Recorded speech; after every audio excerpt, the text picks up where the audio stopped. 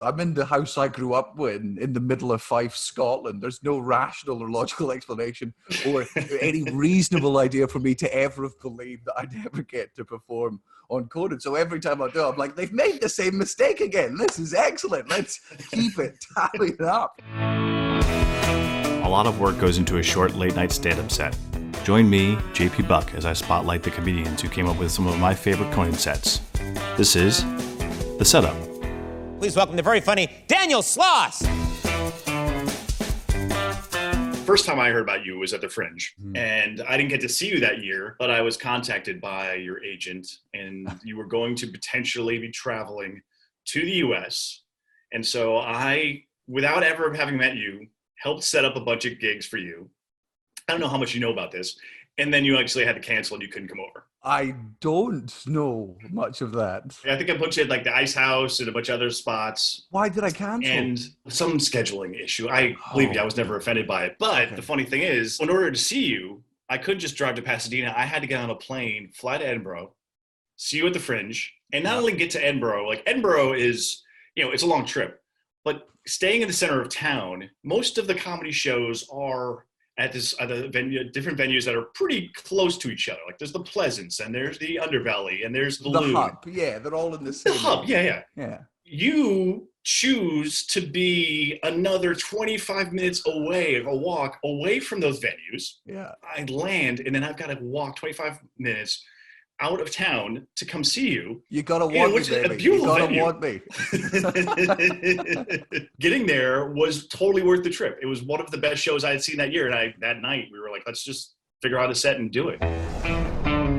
Explain how you put your set together and what you sent me. Did I just walk around a hotel room and record it to you there? Yeah. Oh, God. Like a sociopath. Older material, I really struggle to watch myself, any old shows of mine, because, I don't know, I just think I'm crap now, then, just by comparison. So I watched this earlier, and I managed to get most of my cringing out. For comics who haven't done TV before, I say dress slightly better. You don't have to wear a suit, but slightly better than what you would wear on stage. This is slightly better than what I wear on stage. Hello. Are we all doing well? Most of us fairly disappointed that a child just walked on stage. I didn't even like Home Alone. Damn. This was the cut-off point for that joke working, right? I'd been doing that joke since I was 17 years old. And then this, I'm 23. I was really stretching the child, the last drops of the milk out of that one, just going, okay. I guess you look young there.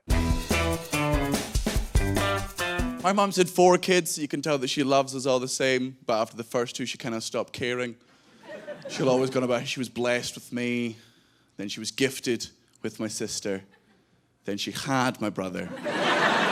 And she'll always remember the day that she was diagnosed with the other one. We need to stop right there. I'm so excited. I put that joke in there specifically. The joke that's about to happen, I put it in there specifically because I knew that you were going to take it out.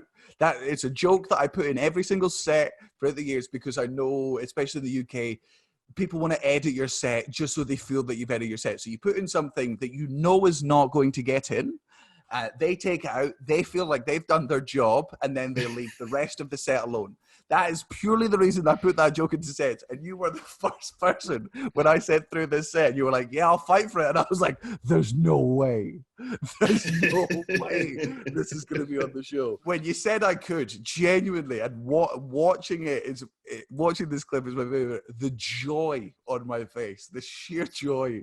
And it's a genuine laugh, and it's such a genuine reaction of a mischievous child going, I can't believe they let me do it. We were all intentional, though, which is good. My mum's has a very healthy outlook to contraception, which is great because her sister is anti-abortion, which is a cruel nickname, but she's had 5. I'm as surprised as you are that they let me do that joke.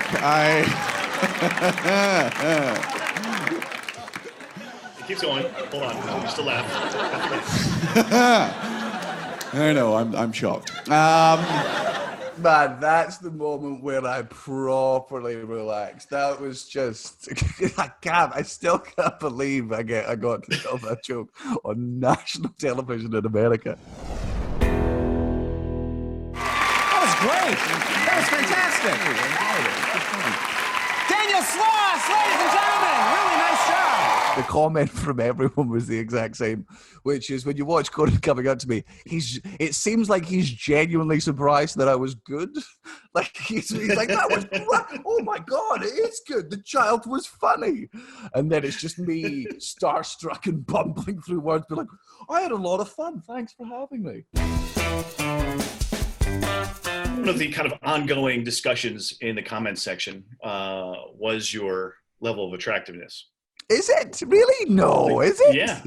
Yeah. I mean, there's one that says right here, it says, he is probably one of the hottest comedians I've ever seen, ! I don't read YouTube comments because I used to read YouTube comments all the time and they hurt my feelings. So I was like, I'll just not do that again.